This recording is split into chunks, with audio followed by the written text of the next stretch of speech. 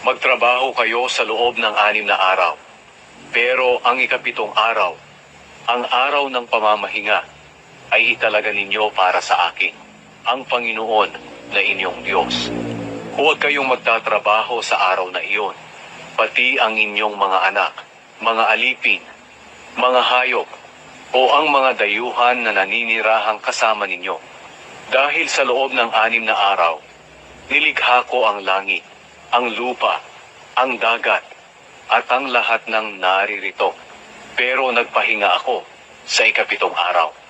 Kaya pinagpala ko ang araw ng pamamahinga, at ginawa itong natatanging araw para sa akin.